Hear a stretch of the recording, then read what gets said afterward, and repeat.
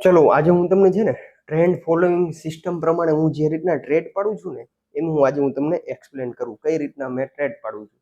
અને મારું આ સમજો ને 8 થી 10 વર્ષના એક્સપિરિયન્સ પ્રમાણે મેં જે વસ્તુના ભૂલ કરેલી છે, મેં મિસિંગ કરેલું છે, એ વસ્તુનું પણ આજે તમને હું આપું. હવે એમ સમજો ને આ કોર્સ મતલબ જે આ સિસ્ટમ પ્રમાણે છે ને 16,48,000 રૂપિયા એટલા ટાઈમમાં આપણે ઓછા કર્યા, મતલબ જ્યાં સુધી સ્ટોક માર્કેટનું સમજવામાં આવ્યું ને ત્યારે.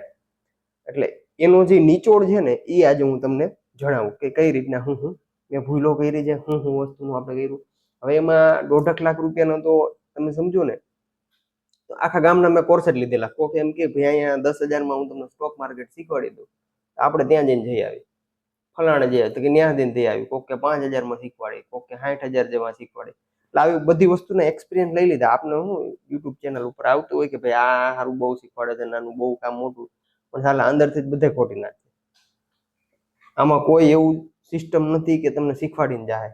લોસ ખાવો જ પડશે, નુકસાની દેવી જ પડશે, તો જ તમને શીખવા મળશે. બાકી કોઈનું કામ છે નહીં કે ભાઈ ડાયરેક્ટ તમને શીખવા મળી જાય. નુકસાની કરશો એમાંથી શીખવા મળશે. તો તમને શીખવાડું કે કઈ રીતના મેં થોડુંક મારી સિસ્ટમ ડેવલપમેન્ટ કરી. અને આ વિડીયો હું મારા હાટું જ બનાવું છું, કોઈને સિસ્ટમ ટ્રેડિંગ બતાવવા હાટું નથી કરતો કે ભાઈ આમાં વસ્તુ થાય. મારે રિપીટ કરવું પડે તો હું સિસ્ટમ ફોલો કરું એના માટે મેં આ વિડીયો પ્રેઝન્ટ કરું છું.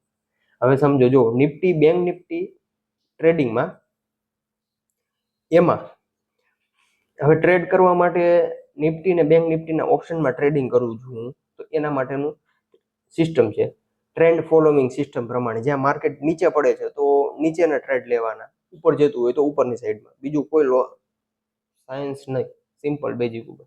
નિફ્ટી બેંક નિફ્ટીમાં ટાઈમ ફ્રેમ 30 મિનિટનો ચાર્ટ જોવાનો, ઇન્ડેક્સનો ચાર્ટ જોવાનો છે ને એન્ટ્રી, એક્ઝિટ અને ટાર્ગેટ એ બધું 15 મિનિટના ચાર્ટ ઉપર ફાઇન્ડ આઉટ થશે.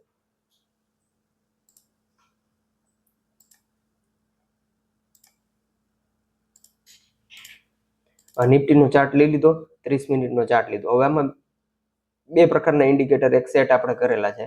એક સુપર ટ્રેન્ડ છે અને એક આરએસઆઈ છે. સુપર ટ્રેન્ડ નેગેટિવ હોય એટલે આપણો સેલિંગ સાઈડનો આપણો વ્યૂ જોવાનો છે.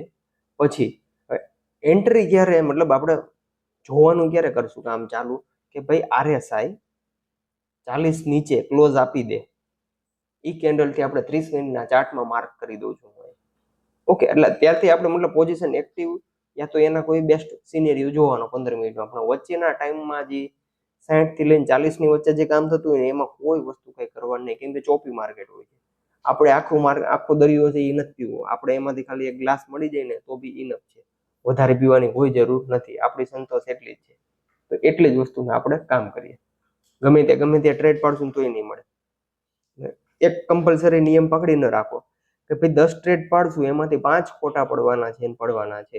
એવો કોઈ માઇકાલાલ નથી કે ભાઈ આપણે બધા સાચા દઈ છે.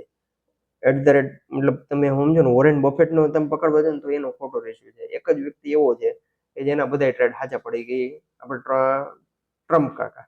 કેમ કે એને ખબર જ હોય કાલ મારે મિસાઇલ પડવાની છે, તો એ અગાઉથી માર્કેટ મેન્યુપ્લેટ કરે. બાકી બીજાથી આપણા જેવાથી કોઈનું કામ ન હોય. એટલે આપણે કમ્પલસરી એ જ રીતના પોઝિશન ક્રિએટ કરવાની કે 10 ટ્રેડ પાડવા છે, પછી હું 5 લોસ ખાઈશ, 15-20 હજાર જે બી તમારો લોસ નુકસાની ખામી શકો એટલી જ ક્વોન્ટિટી લેવાની. બાકી ઓવર લીધું તમારી જાય.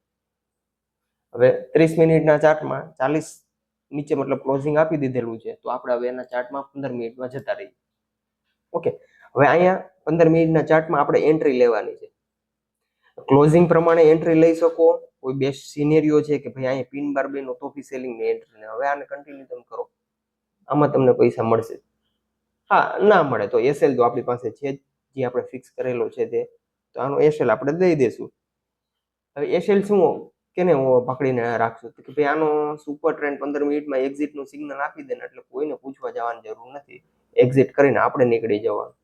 સેટરડેની રજા, મતલબ શુક્રવારની રજા આવતી હોય તો એ દિવસે કેરી ફોરવર્ડ પોઝિશન નહીં કરવાની. નેક્સ્ટ ડે મતલબ રજાનો માહોલ હોય તો, કેમ કે પ્રીમિયમ બી ડીકે થતું હોય અને એના હિસાબે.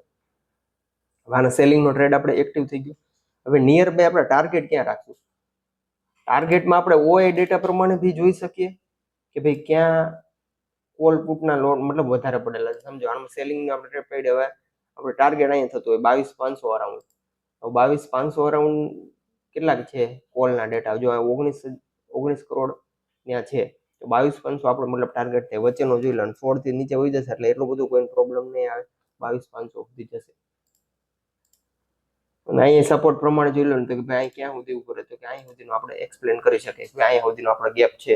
એ પ્રમાણે એક વખત પ્રોફિટમાં આવી જાય પછી સુપર ટ્રેન્ડ પ્રમાણે ટાર્ગેટ મૂવ કરતું જવાનું. મજા આવી જાય તો વચ્ચેથી આપણે એમ લાગે કે પ્રોફિટ થઈ ગયું તો બુક કરીને નીકળી જવાનું. પૈસા ઘરે લઈને આવવા પડે. બાકી એને દઈને પાછી ઉપર સ્ટોપ લોસ હિટ કરવા જાય તો એટલું આપણી પાસે ગજુ નથી કે અત્યારે હોલ્ડ કરી શકીએ. ઓકે, એક આ વસ્તુ થઈ ગઈ. આ કેમાં કામ કરશે? નિફ્ટી અને બેંક નિફ્ટી એમાં આ રીતની સિસ્ટમ છે. હવે ઓપ્શન ટ્રેડિંગ કરીએ ને ત્યારે ખાસ એક ધ્યાન રાખવાનું કે ઓપ્શન મિનિમમ ડેલ્ટા એનો 60 નો હોવો જોઈએ. ઓકે, 60 થી અપ નહીં રાખીએ તો એની નીચે જે 50 નો 40 ના આપણે જે સસ્તા કોલ ફૂટ લેવા જઈએ ને એમાં ડીકે બહુ થતું હોય. હવે પર ડે નું ડીકે કેટલું થાય તો 34 રૂપિયા ડીકે થાય. હવે એક દિવસ તમે કાંઈ કરશો નહીં તો 34 રૂપિયા તો ઓછા થઈ ગયા તમારા. એને મલ્ટીપ્લાય 130 રૂપિયા એટલે 3400 રૂપિયાનું નુકસાન ડાયરેક્ટ આમ નામ થઈ જતું. એટલે એ વસ્તુ નહીં કરવાનું. તમે ડેલ્ટા મિનિમમ 60 નો રાખો તો હું મુવમેન્ટ આવશે ને તો એ સારું મળશે. એમાં નિફ્ટી બેંક નિફ્ટીમાં હવે સેમ વસ્તુ આપણે ફોરેક્સ માર્કેટમાં બી કામ કરવું છે તો બી આ પોસિબલ છે. સેમ સિસ્ટમ પ્રમાણે ટ્રેન્ડ ફોલોઈંગ સિસ્ટમ. ઓકે, હવે તેમાં ફોરેક્સ માર્કેટના હું તમને એકવાર એક્સપ્લેન કરી દઉં. હવે એમાં કઈ પેર આપણે કરી શકીએ કે ભાઈ ફોરેક્સ માર્કેટમાં ગોલ્ડ, સિલ્વર, બિટકોઇન, ઇથેરિયમ અને એવરી1 કરન્સી લિક્વિડ વસ્તુ છે ને એમાં બધી વસ્તુ કરી શકાય. હવે ટાઈમ ફ્રેમ મેન ખાસ છે કે ટાઈમ ફ્રેમ. હવે એન્ટ્રી એક્ઝિટ ને પહેલા જેમ નહીં થાય કેમ કે બધું એક્સપિરિયન્સ કર્યું કે ભાઈ એમાં નથી મેળવતો. કેમ કે 24 કલાક માર્કેટ હાલતું તો એના ચાર્ટ રિધમ બી ચેન્જ થઈ જતા હોય. હવે સિલ્વરનો ચાર્ટ છે, નોર્મલ મુવમેન્ટ છે અત્યારે તો બી હવે અહીંયા 1 કલાકના ચાર્ટ પ્રમાણે RSI 40 નીચે ક્લોઝિંગ આપે તો તમારે એક લીટો મારીને ત્યાં મૂકી દેવાનું. પછી તમારે એન્ટ્રી પ્લાન કરવાની છે અહીંયા. ત્યાં સુધી વચ્ચેના જે આ 2 દિવસ ગયા એમાં કોઈ વસ્તુ કઈ હરી કરવાની નહીં. બાકી તમને ચોપી માર્કેટ હોય એમાં ઘડીક થાય એસએલ લઈ લે, ઘડીક થાય નીકળી જાય એટલે એનો કોઈ સેન્સ નથી બનતો. ક્લોઝિંગ આપ્યું. હવે 30 મિનિટના ટાઈમ ફ્રેમમાં જતા રહ્યા. હવે આમાં જોવાનું ક્યાં આપણે રિજેક્શન કેન્ડલ મળે છે 30 મિનિટના ચાર્ટમાં. કોઈ પિન બાર ગોતો કે ગયા તો કોઈ એવી સેલિંગ કેન્ડલ મળતી હોય ત્યાંથી તમે સર્ચ કરી શકો. હવે અહીં સેલિંગ કેન્ડલ મળી 30 મિનિટથી નીચે છે, અહીં સેલિંગ કરી હોય ને એસએલ આની ઉપરનો કેન્ડલ જ રાખો. અહીંયા સેલિંગ કેન્ડલ હજી હાલે છે, અહીં પિન બાર મળ્યો, અહીં સેલિંગ કરી શકો. કેમ કે 1 કલાકના ચાર્ટમાં સેલિંગ સાઈડ છે તો હવે એ જ આપણે માર્કિંગ કરવો છે. આમાં તમે સુપર ટ્રેન્ડ કોન્ટ્રા ટ્રેડ થતો હોય તો નહીં કરી શકો. રાઈટ છે. તો આ બધી વસ્તુના પોઈન્ટ તમારે ખાસ ધ્યાન રાખવા પડશે. અને બીજું લર્નિંગ લાઈફમાં શું મેં જોયું ભાઈ આપણે 10 ટ્રેડ પાડશું તો એમાં ખોટા થવાના છે એટલે એ રીતે આપણે ક્વોન્ટિટી રાખવાની છે. અને એક ખાસ માર્કેટનો એક થંબ રૂલ છે, મને જેટલું આવડે છે ને એટલું બીજા કોઈને નથી આવડતું, બીજી જરૂર પણ નથી આપણે. એટલે બીજા કોઈનું સાંભળવાની જરૂર નથી કે કોઈ જોવાની જરૂર નથી, એટલું ઇનફ છે આપણી પાસે નોલેજ. ખાલી એક્સપેરિમેન્ટ કરવાનું અને સેમ સિસ્ટમ ફોલો કરવાની છે. ઓકે, હવે આ ટાઈમ ફ્રેમનો છે. હું સેકન્ડ વિડીયો જ્યારે બનાવું ને તે કાઉન્ટર ટ્રેડ, એક આ ટ્રેન્ડ ફોલોઈંગ સિસ્ટમ થઈ, હવે બીજી કાઉન્ટર ટ્રેડનું આવશે એ હું તમને હવે નેક્સ્ટ વિડીયોમાં બતાવી આપું.